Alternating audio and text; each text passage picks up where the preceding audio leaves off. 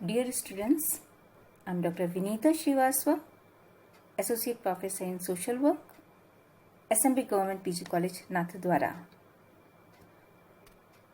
विद्यार्थी, आज की सेशन का उद्देश्य आनंदम कोर्स के लक्ष्य, उद्देश्य, आकलन पद्धति तथा असाइनमेंट्स को स्पष्ट करना है। इससे पूर्व के वीडियोस में हमने आनंदम कोर्स का परिचय प्राप्त किया था तथा आनंदम की अवधारणा पर भी अपनी समझ बनाई थी।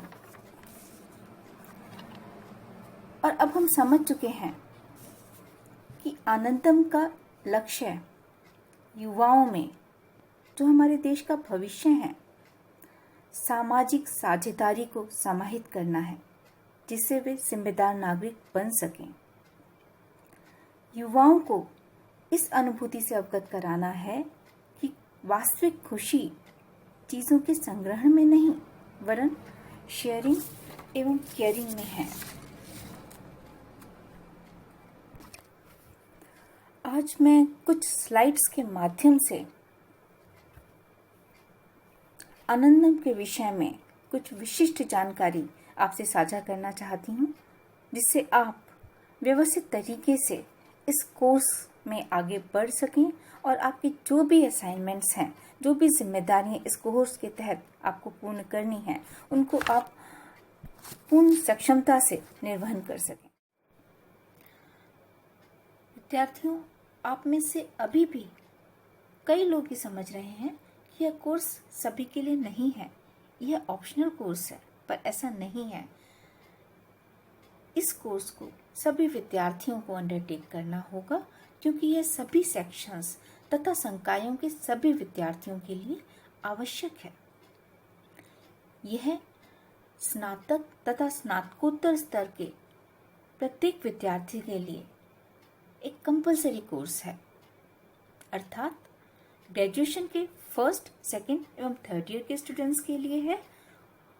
साथ ही मास्टर्स लेवल पर प्रीवियस एवं फाइनल के सभी विद्यार्थियों को भी ये कोर्स लेना होगा। मैं आपको ये भी स्पष्ट करना चाहती हूँ कि इस कोर्स को लेने से विद्यार्थियों पे या किसी पर भी कोई फाइनेंशियल बर्डन या वित्तीय भार नहीं आएगा।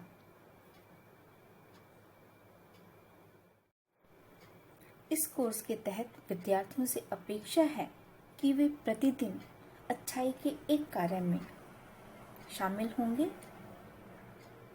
अच्छाई के, देखभाल के, केयरिंग एंड शेयरिंग के, समय तथा ऊर्जा के द्वारा किसी की मदद करने के एक कार्य में प्रतिदिन सम्मिलित होंगे। साथ ही आप सभी को एक समूह गतिविधि में भी भागीदारी देनी होगी, अर्थात स्थानीय समुदाय में सेवा की एक परियोजना आपको लेनी होगी।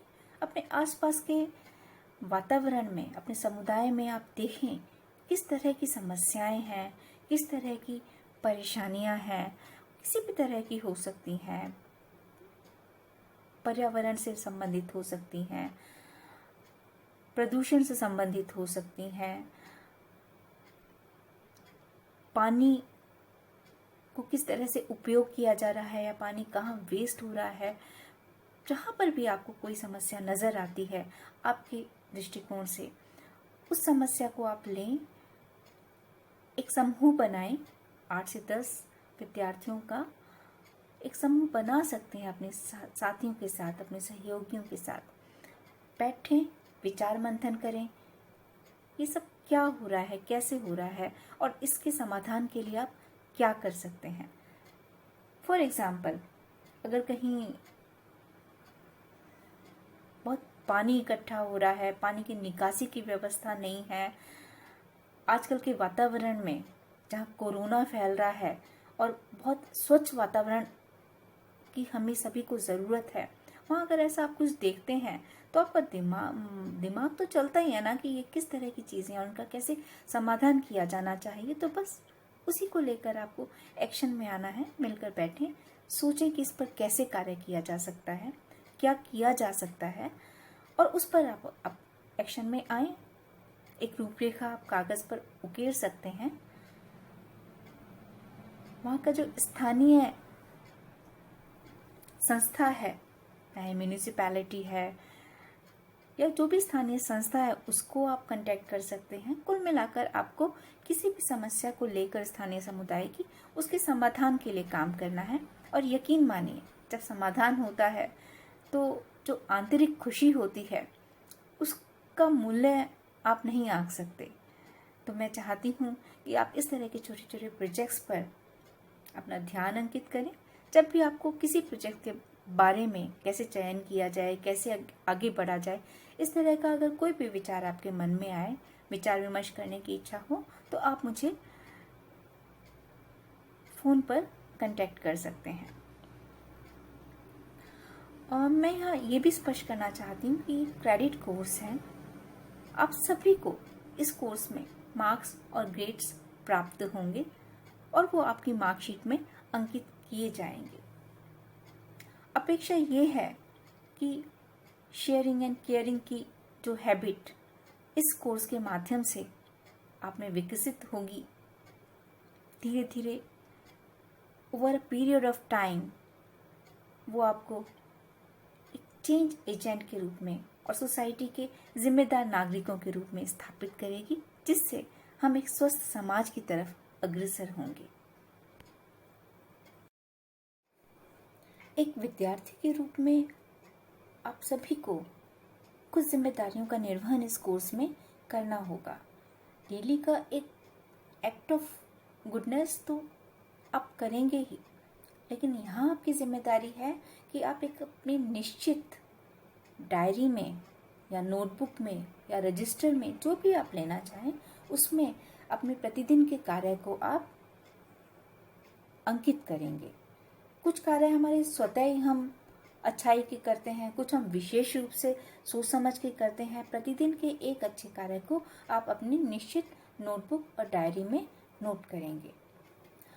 अभी तो आपके कॉलेजेस नहीं चल रहे हैं क्योंकि कोरोना फेज है और आप कॉलेज नहीं आ रहे हैं, लेकिन जब आपके कॉलेजेस स्टार्ट होंगे तो आनंदम का एक टाइम स्लॉट आपको दिया जाएगा, आपके टाइम टेबल में अंकित होगा। उस टाइम स्लॉट में आपको अपने डायरी और नोटबुक को शेयर करना होगा, आपस में बांटना होगा, जिससे हम सभी एक दूसरे के द्वारा किए गए अच्छे कार्यों के बारे में जान पाएंगे।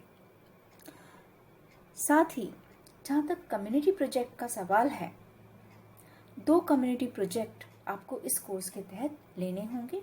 एक प्रोजेक्ट का जो ड्यूरेशन है वो जुलाई से अक्टूबर रहेगा और दूसरे प्रोजेक्ट का ड्यूरेशन नवंबर से फरवरी रहेगा। यहाँ आपको हर प्रोजेक्ट में 32 घंटे डोनेट करने होंगे, जिसमें आपकी सभी गतिविधियाँ सम्मिलित होंगी। चाहे आप समूह मीटिंग करते हैं, उन पर चर्चा करते हैं, कुछ समस्याओं के लिए हो सकता है आपको मीडिया की मदद लेने की ज़रूरत पड़े तो मीडिया एडवोकेसी आप करते हैं, या किसी एनजीओ को कांटेक्ट करते हैं, किसी गवर्नमेंट डिपार्टमेंट को कांटेक्ट करते हैं। तो कुल मिलाकर बहुत कम समय अगर आप देखें तो, लेकिन ये समय आपके ऑफिस आवर्स के, कॉलेज आवर्स के अलग से रहेगा। तो जुलाई से लेके अक्टूबर तक एक प्रोजेक्ट करना है, जिसमें आपको 32 घंटे अपने इन्वेस्ट करने हैं। उसमें आपका रिपोर्ट राइटिंग का समय, सभी समय इसमें सम्मिलित माना जाएगा।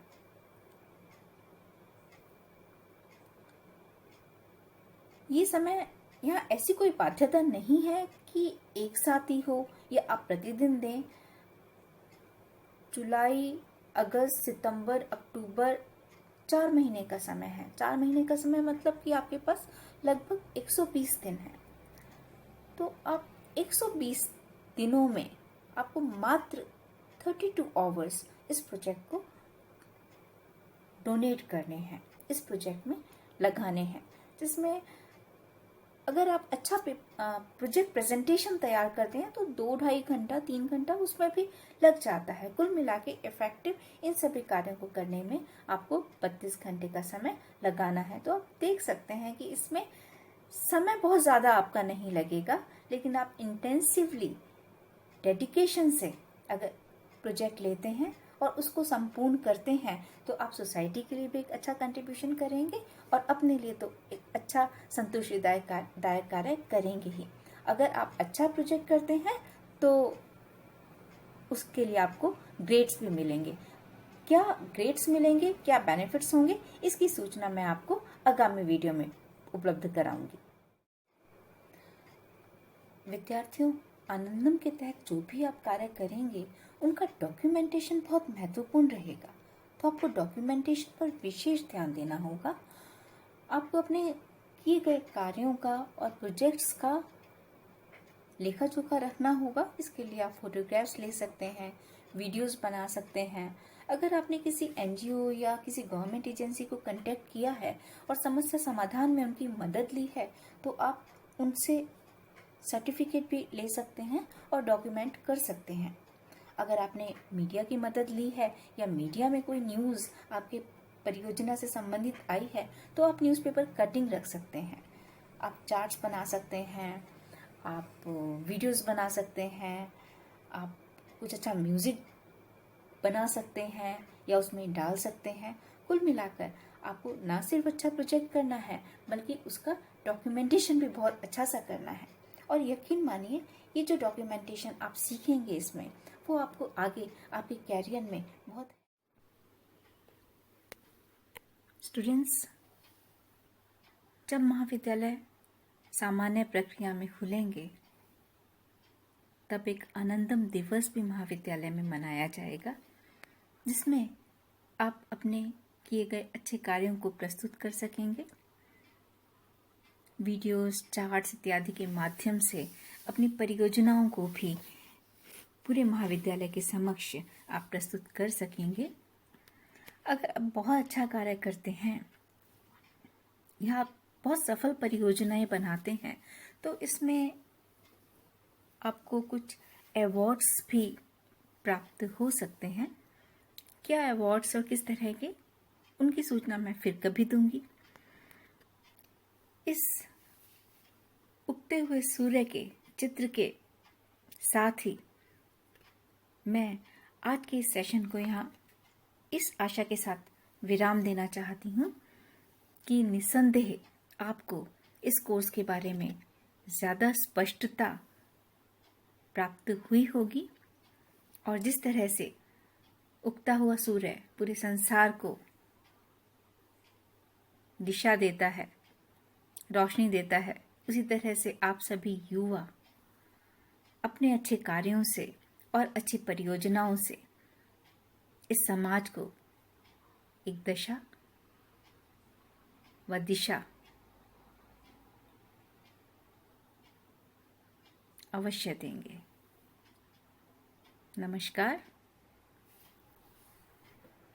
मेरी तरफ से आप सभी को अपने व्यक्तिगत अच्छे कार्यों के लिए और समूह परियोजनाओं के लिए बहुत बहुत शुभकामनाएं। नमस्कार।